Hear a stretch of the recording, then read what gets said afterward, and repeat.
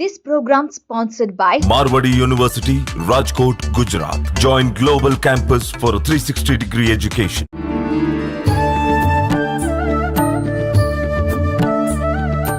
నమస్కారం, welcome to I dream. ధర్మ మార్గం కార్యక్రమానికి స్వాగతం. నేను విజేత. ప్రస్తుతం మనతో పాటు ఉన్నారు ప్రముఖ జ్యోతిష్యులు శ్రీ నందిబట్ల శ్రీహరి శర్మ గారు. ఇప్పుడు గురుగారితో మాట్లాడి మన సందేహాలన్నింటినీ నివృత్తి చేసుకుందాం. నమస్కారం గురుగారు. వాగర్థావివ సంపృక్తౌ వాగర్థ ప్రతిపత్తయే జగతః పితరౌ వందే పార్వతీ పరమేశ్వరౌ. సదాశివసమారంభాం శంకరాచార్య మధ్యమాం అస్మదాచార్య పర్యంతం వందే గురు పరంపరాం. ఆదిత్యాయ చ సోమాయ మంగళాయ బుధాయ చ గురుశుక్ర శనిభ్యశ్చ రాహవే కేతవే నమః. శృంగేరి పీఠాధిపతులకి, కంచి పీఠాధిపతులకి నమస్కారములు తెలియజేసుకుంటూ కార్యక్రమాన్ని ప్రారంభిద్దాం. గురుగారు, ముఖ్యంగా మనకు శ్రావణ మాసం అనగానే నిత్య దీపారాధన ప్రతి ఒక్క రోజు కూడా మనకి ఇంపార్టెంటే. ఆ దీపారాధన, దైవారాధనతో పాటు వ్రతాలు కూడా ఆచరిస్తూ ఉంటారు. అందులో భాగంగా తీసుకుంటే మంగళగౌరి వ్రతం ఒకటి. ఈ వ్రతాన్ని ఎవరు ఆచరించాలి? వివాహం కాని వాళ్ళ, లేదు ఎవరైనా ఆచరించవచ్చా? కొంతమంది చెప్తూ ఉంటారు వివాహమైన కొత్తల్లోనే ఈ వ్రతం చేసుకోవాలి అని చెప్పి.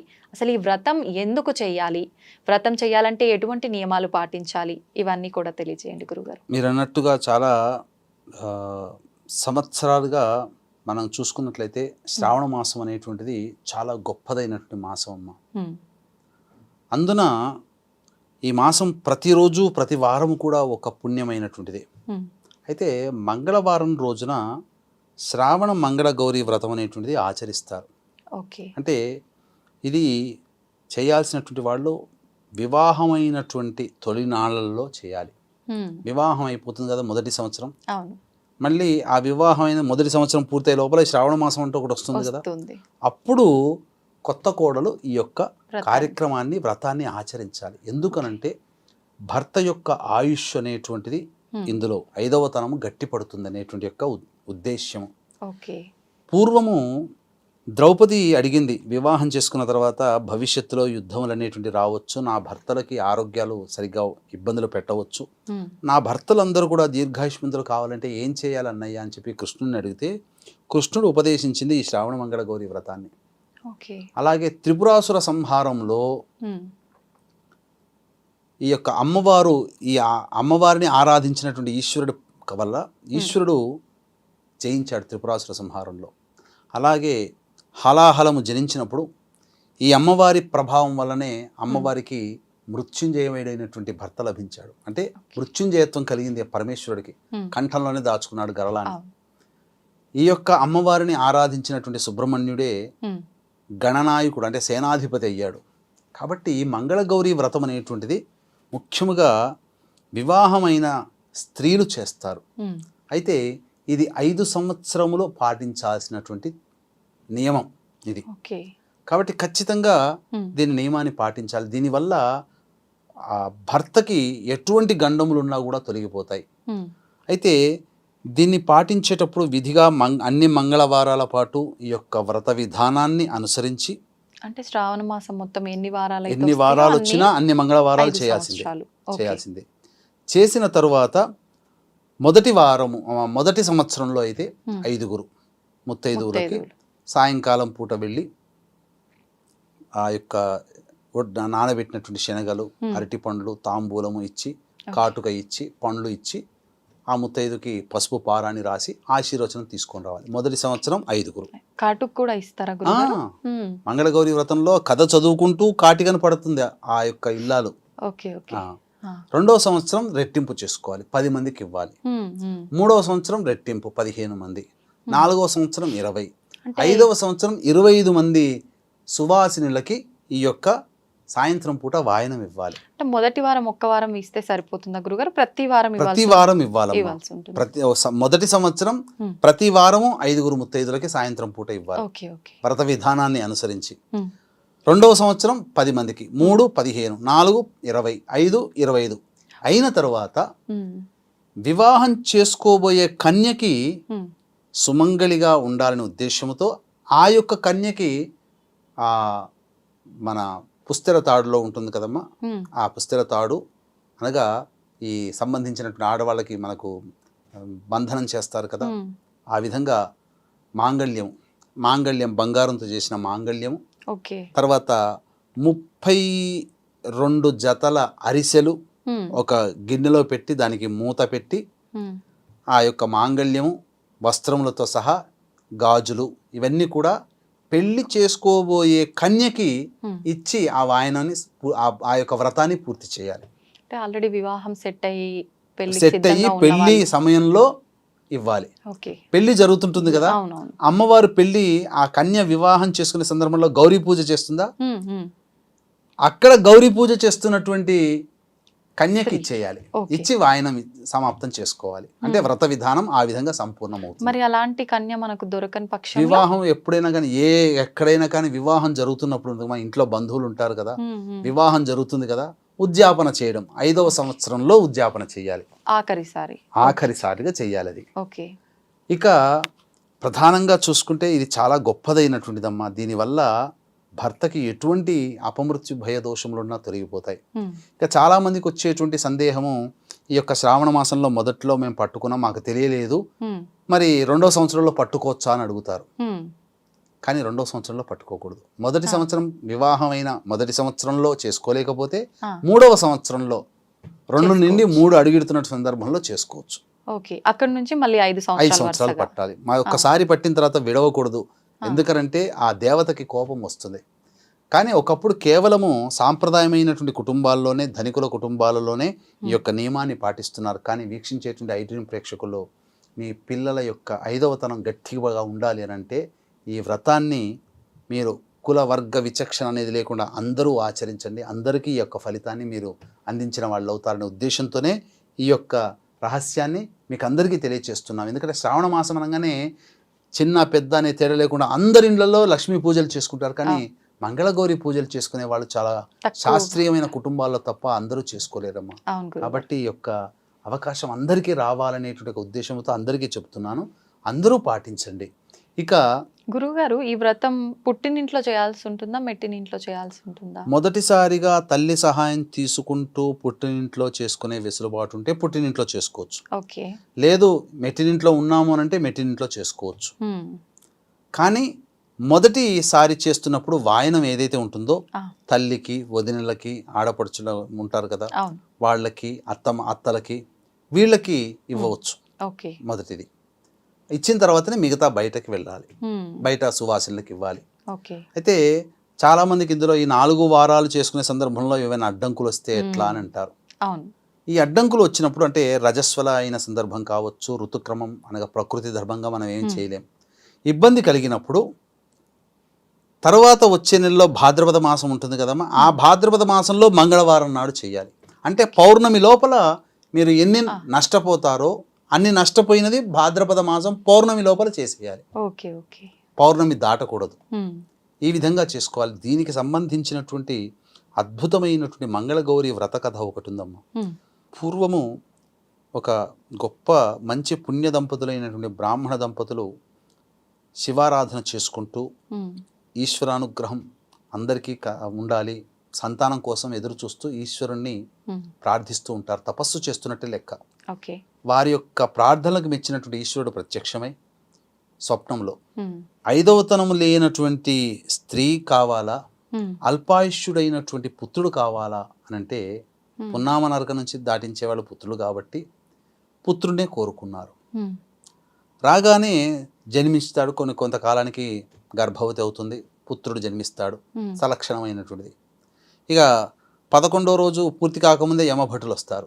అప్పుడు వేడుకుంటుంది, కనీసం నోరారా అమ్మాని పిలవందే మానవుడు కాలేడు, కాబట్టి పలుకులు వచ్చేంత వరకు నా కొడుకుని కాపాడండి అని చెప్పగానే అట్లనే వెళ్ళిపోతారు.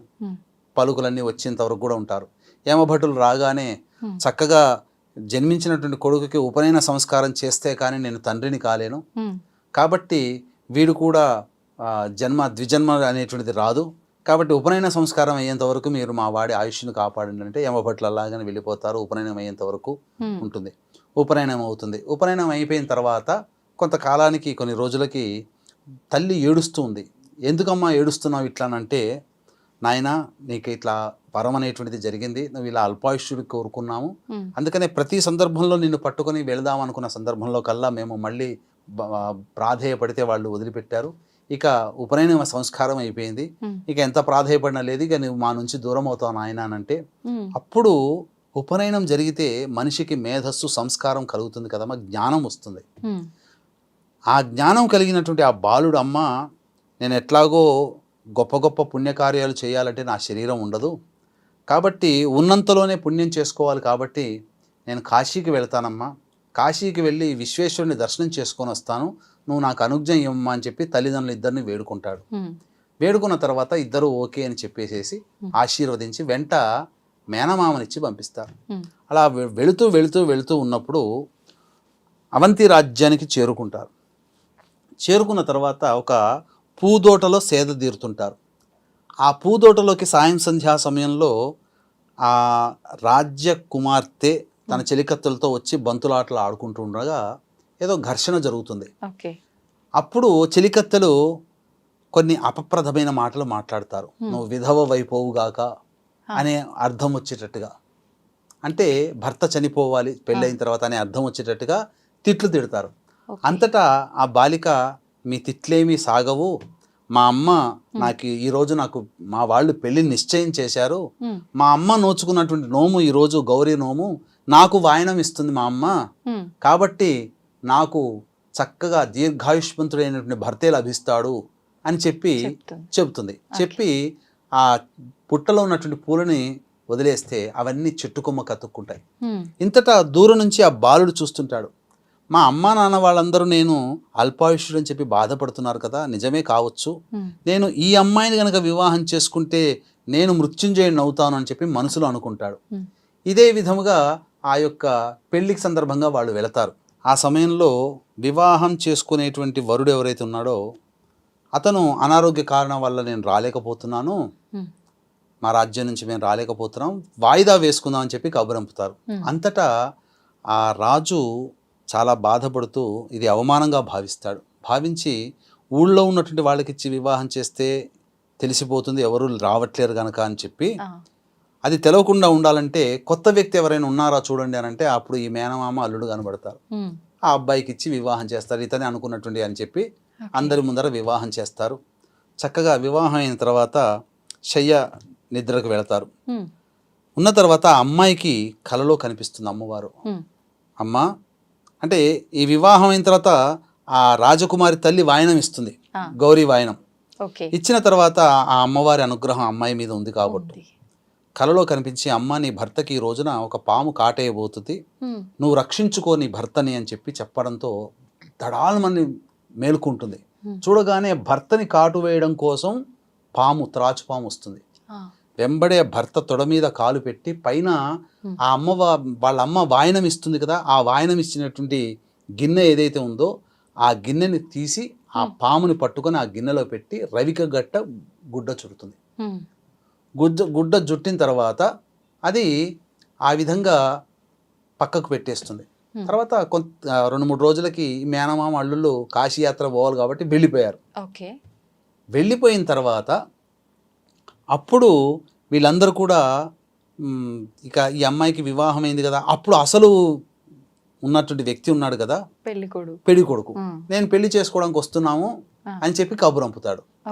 అంపిన తర్వాత అప్పుడు పెళ్లికి ఏర్పాటు చేస్తుంటే నేను చేసుకోను, నేను మొట్టమొదట నా మెడలో ఎవరు తాళి కట్టాడో ఆ వ్యక్తే నాకు భర్త అని చెప్తుంది. అంటే నీ భర్త ఏంటమ్మా సాక్ష్యం అంటే ఈ విధంగా చెప్తూ ఆ భర్త ఆయుష్ పోతుంది అనగానే ఇట్లా పాము ఇలా కరవడానికి వచ్చిందని చెప్పి అప్పుడు తాను ముడి వేసినటువంటి కుండలో ఉన్నది కదా తీస్తే అది బంగారు పాము అయి కూర్చుంటుంది. ఇక అప్పుడు అందరూ కూడా ఎవరు ఏం చేసి ఎంతటికీ ఆ అమ్మాయి చెప్పినా వినకపోతే నాకు ఆయనే భర్త అని అంటే, మరి ఎట్లా అమ్మాను అంటే నాకు 1 సంవత్సరం నాకు సమయం ఇయ్యి, కానీ నాన్న నేను చెప్పిన మాట ఒక పని చేయి నాన్న అని అంటుంది. నువ్వు 1 సంవత్సరం వరకు కూడా అన్నదాన కార్యక్రమం పెట్టు, వచ్చిన వాళ్ళకందరికీ నేను తాంబూలాలు ఇస్తుంటాను అని షరతు పెడుతుంది. సంవత్సరం వరకు నాకు సమయం ఇయ్యి, తర్వాత నేను నీ మాట వింటాను అంటుంది. ఈ లోపల అక్కడ మేనమామ అల్లుడు ఇద్దరు కూడా చక్కగా కాశీ దర్శనం చేసుకొని విశ్వనాథుని యొక్క అనుగ్రహాన్ని పొంది తిరుగు టపాలో వస్తుంటారు. వాళ్ళు వచ్చే సమయంలో ఇదివరకు గత సంవత్సరం ఎక్కడైతే దిగారో ఆ పూదోట దగ్గరనే అక్కడికే వస్తారు. అన్నదానం ఎలాగో జరుగుతుంది కదా, వచ్చి భోజనం చేస్తుంటారు. చేసిన తర్వాత తాంబూలం ఇచ్చాడు, ఇతనే నా భర్త అని చెప్పి గట్టిగా అరిచేస్తుంది ఆమె. అనగానే అందరూ చూసి నీ భర్తని రుజువేంటి అని అంటాడు. నా పెళ్లి రోజున నేను ఆయనకి తొడిగిన ఉంగరం ఉంది, తెప్పించండి అని చెప్పి తెప్పిస్తుంది. ఆ ఉంగరం ఆ అబ్బాయికి పెట్టగానే సరిపోతుంది. ఆ, సరిపోయిన తర్వాత అందరూ కూడా రాజు వీళ్ళందరూ కూడా సంతోషంగా ఉంటారు. ఉన్న తర్వాత ఆ వ్రతాన్ని తల్లి అక్కడ ఆ అమ్మాయి చేత ఆచరింపచేస్తుంది. ఓకే. చేసిన తర్వాత ఆ పూజా విధానంలో కథ చదువుకుంటూ ఆ యొక్క కాటుకను పట్టుకునే విధానం ఉంటుంది. కత్తితో కానీ చెంచాతో కానీ ఏదైనా ఒక విధంగా ఆ కాటుకని చక్కగా తీసి భరిణిలో పెట్టి ఆ తండ్రి ఏం చేస్తాడంటే తల్లి ఆ అమ్మాయికి సారెలు ఇవన్నీ పెట్టి పంపిస్తారు కదా పెళ్ళైన తర్వాత, భాండాగారాలు వస్తువులతో సహా. ఆ విధంగా అత్తగారింటికి పంపుతాడు. పంపిన తర్వాత ఈ లోపల అక్కడ ఏమైపోతుంది, ఆ పిల్లవాడి తల్లిదండ్రులు ఆ కొడుకు రావట్లేడే అని చెప్పి బాధపడుతూ ఏడుస్తూ ఏడుస్తూ చివరికి కళ్ళు పోగొట్టుకుంటారు. ఇద్దరు కూడా కళ్ళు పోతాయి వారికి. ఆ యొక్క కొడుకు యొక్క రావట్లేడనే బాధ, కొడుకు లేడేమో అనే బాధ. ఇంతటా ఊరి వాళ్ళందరూ కూడా నీ కొడుకు ఎవరో అమ్మాయిని వివాహం చేసుకున్నాడు, కోలాహలంగా మంది మార్బలంతో వస్తున్నాడంగానే వీళ్ళందరూ వెటకారం చేస్తున్నారేమో అనుకుంటుంటారు. అంతటా ఆ విధంగా కోడలు ఇంటికి రాగానే వాళ్ళ యొక్క స్థితిని చూసి తన వెంట తెచ్చుకున్నటువంటి భరిణిలో ఉన్నటువంటి కాటికని వాళ్ళ కళ్ళకు పెడుతుంది. వెంబడే వాళ్ళకి తిరిగి చూపు వస్తుంది. తర్వాత అప్పుడు అందరూ కూడా ఆనందభరితులవుతారు. నీ భర్త చచ్చిపోతాడని చెప్పేసి నీ వరం ఉంది కదా, ఇదంతా ఎలా దాటగలిగావు అని చెప్పి ఆ ఊళ్ళో వాళ్ళందరూ అడుగుతారు. అడిగితే మా అమ్మగారు చేసినటువంటి యొక్క మంగళగౌరి వ్రతం ఉంది, ఆ విధంగా నేను చేసుకున్నాను కాబట్టి ఆ మంగళగౌరి యొక్క అనుగ్రహం వల్ల నా భర్తకి చిరంజీవుడు అయ్యాడు అని చెప్పగానే ఇక అందరూ కూడా చక్కగా ఆ ఇంట్లో ఆ ఊర్లో వాళ్ళందరూ వాడల్లా ఈ అమ్మవారి యొక్క అనుగ్రహం కోసం మంగళగౌరి వ్రతాన్ని ఆ రోజు నుంచి ప్రతి పెళ్ళైన తొలినాళ్లలో ఆ నూతన వధువు మొదటి సంవత్సరం శ్రావణ మాసంలో చేసుకునే ఆచారం ప్రారంభమైంది. కాబట్టి వరలక్ష్మి వ్రత విధానంలో చారుమతి అయితే ఏ విధంగానైతే చేసుకున్నది వ్రతం, దానివల్ల ధనకనక వస్తు వాహనాలని చెప్పి ఎంత గొప్పగా ప్రజాదరణ పొందిన వ్రతమో అంతే ప్రజాదరణ పొందగలిగినటువంటి వ్రతం ఇది. కాకపోతే ఇప్పటి వరకు కూడా శాస్త్రీయపరమైనటువంటి కుటుంబాలలో, ధనికుల కుటుంబాలలో చేసుకునే ఆచారము ఇప్పుడు అందరికీ లభించాలనేటువంటి సదుద్దేశంతో ఈ ఆచారాన్ని మీకు కూడా చెబుతున్నాను.